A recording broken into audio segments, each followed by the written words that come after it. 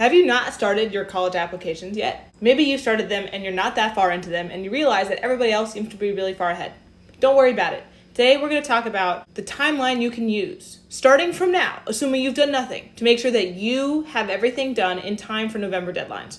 I'm not going to say it's going to be easy, because it's not. We're kind of getting there. However, this is something you can follow, and this can keep you organized to make sure that you meet these deadlines, because this is important for a lot of you. So the first one's going to be letters of rec. You have to do this pretty much yesterday, and if you haven't done it, that's okay. Just do it tomorrow. Like, literally pause this video and go do it, because this is somebody else, and this is somebody who's going to be writing a lot of letters. They don't care that much about you. I mean, maybe they do, but it's like, you know, in the grand scheme of things, there's a lot going on in their life. You want to make sure they have as much time as possible. Otherwise, just think about yourself. If you were given an optional assignment, what would you do? Procrastinate, right? I mean, come on, let's be realistic. So if I were you, I would have your letters of rec writer ready. And if you don't have them ready, go get them right now. This includes the third or fourth extra recommender as well, if you are doing that. Second step is to be a personal statement. It's going to take you a while.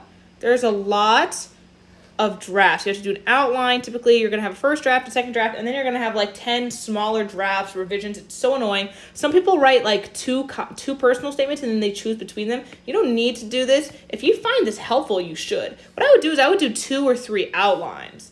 Like, come up with an idea, and even if you're really set on it, you know, write another one.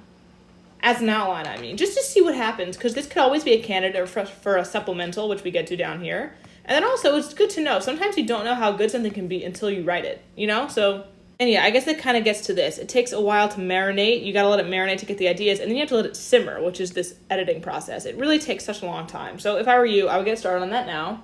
Even if you're only doing a few iterations, you could do like one.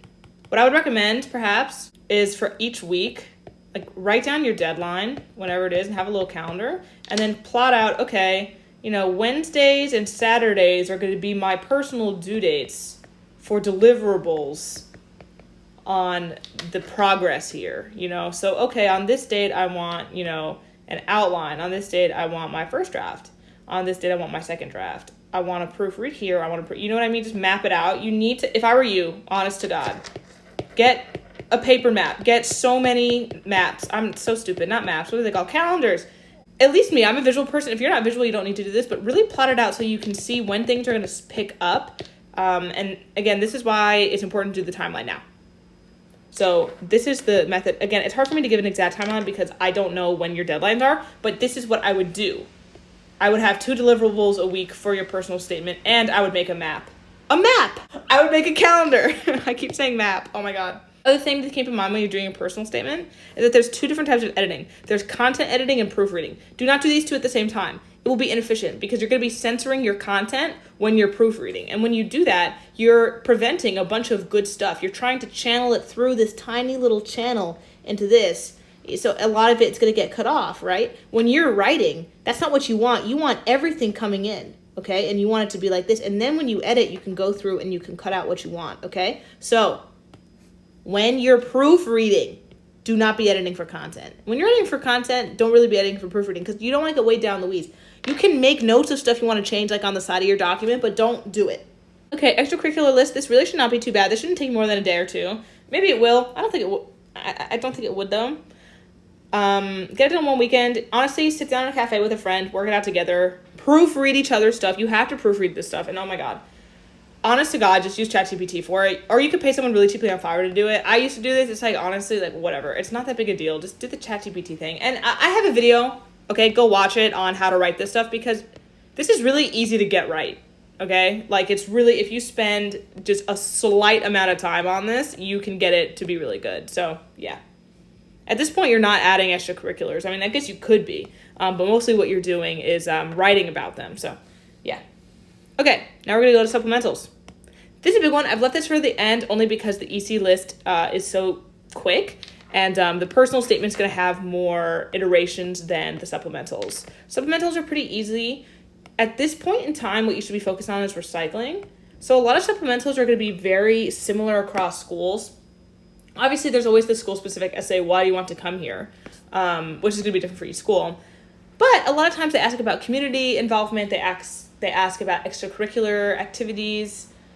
A lot of these are similar across different schools. So when you're writing that, keep that in mind, because you can be recycling them pretty easy. There's going to be some funky ones.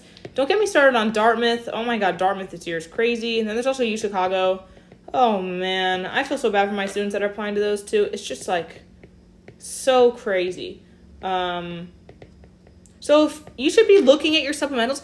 Here's the thing. Before you do your timeline, take a look at everything you have. Because it could be that you're applying to schools that the supplementals are very similar, in which case, yeah, you can focus on recycling. But it also could be that you're not. You could be applying to schools, again, where like Dartmouth and UChicago, where it's like they have their own stuff and it's really freaking annoying. So before you do your timeline and before you make your calendar, not a map, a calendar, I would be looking at what you have to do so that you know how to plot it out. Because the worst case scenario, right, is that you leave yourself too little time for one of these things, particularly the supplementals, because you think it's going to be easy, and then you open it up and it turns out, oh, this year MIT supplementals are a little different. It looks like this instead. I'm not saying that's the case. I don't remember what MIT supplementals look like this year. But I'm just saying, before you make your calendar, you need to have a sense of what you have to do. Okay, and this goes for anything. Kind of a quick video. Thank you for watching, everyone.